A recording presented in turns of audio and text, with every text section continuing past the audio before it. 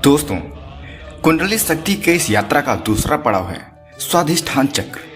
कुंडली शक्ति मूलाधार से होते हुए इसी स्थान पर पहुंचती है और इसका भेदन करती है। तो चलिए आज हम इस चक्र के बारे में डिटेल से जानते हैं कि आखिर यह चक्र है कहाँ उपस्थित है, इसकी प्रकृति क्या है, कैसा दिखता है और यह कार्य क्या करता है।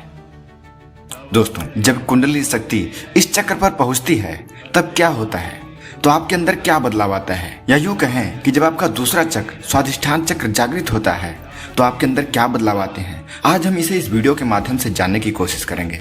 दोस्तों, स्वाधिष्ठान चक्र मनुष्य के जननेंद्रिय के ऊपर तथा नाभि के नीचे पेंडुम यह चक्र अवस्थित होता है। यह पुरुषों के वीर व स्त्रियों के रज का स्थान कहा जाता है। ब्रह्मांड के 5 महाभूतों में यह चक्र जल तत्व का प्रतिनिधित्व करता है, मतलब यह जल तत्व का मुख्य स्थान है। जल तत्व का प्रतिनिधि होने के कारण इसका प्रधान ज्ञान या गुण रस है, इसलिए इसके ज्ञानेंद्रिय रसना या जिह्वा और कर्मेंद्रिय लिंग या योनि है। इसका स्वरूप चंद्राकार है जो सफेद रंग का है। इसके यंत्र का रूप अर्धचंद्र युक्त वृत्ताकार है जो सफेद रंग का है। दोस्तों, यह चक्र सिंदूरी रंग के 6 पंखुड़ियों के द्वारा प्रकाशित होता रहता है। इन 6 पंखुड़ियों के अक्षर बंग, भंग, मंग, यंग, रंग और लंग है। यही इसकी कमल दल की ध्वनियां हैं। इस चक्र की बीज ध्वनि वंग है क्योंकि वंग इसका तत्व बीज है। दोस्तों, इस चक्र का बीज वाहन मकर यानी मगरमच्छ है जो इसके तत्व बीज की गति को दर्शाता है। यानी मगरमच्छ द्वारा लगाई जाने वाली डुबकी की भांति नीचे की ओर इसका बीज वर्ण है। इसका बीज वर्ण स्वर्णिम श्वेत है, जल के समान प्रांजल। इस चक्र का लोक भूलोक कहा गया है, मतलब पृथ्वी लोक। पूरे शरीर में फैलकर गति करने वाले व्यान वायु का यह मुख्य स्थान है। दोस्तों, इस चक्र के अधिपति देवता भगवान विष्णु हैं जो अपनी चतुर्भुज रागिनी के साथ हैं।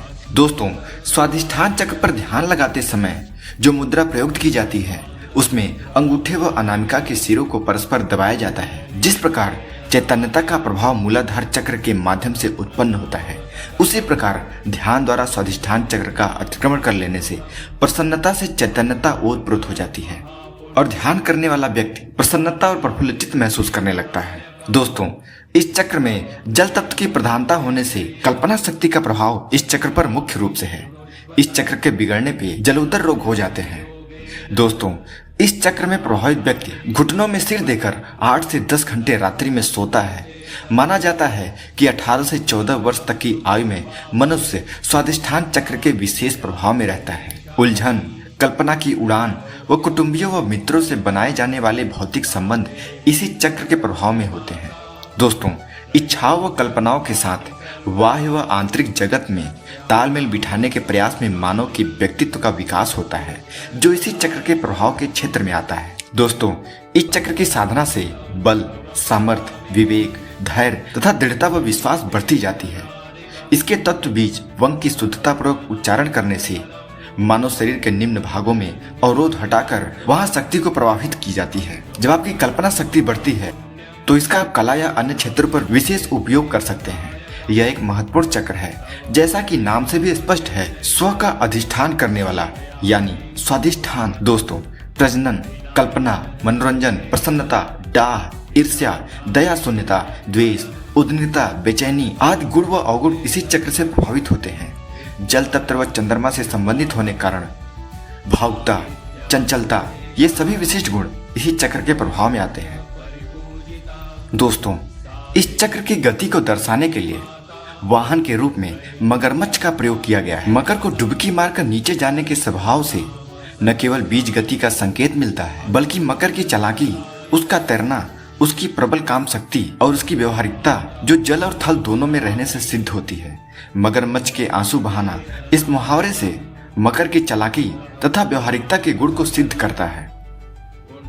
दोस्तों, मैंने पिछली वीडियो में आपको मूलाधार चक्र के बारे में बताया था, जिसका मुख्य वाहन हाथी है, ऐरावत हाथी, जिसकी 7 सूंडें कही गई हैं। यह हाथी न केवल निर्बाध रूप से सामने की ओर जाने को सूचित करता है, बल्कि बल, बुद्धि, चैतन्यता, भोजन, सुरक्षा, अपने ही मस्त रहना, इच्छा तथा इच्छाओं में मन के भटकाव का द्योतक है। यह महत्वाकांक्षाओं को भी प्रकट करता है।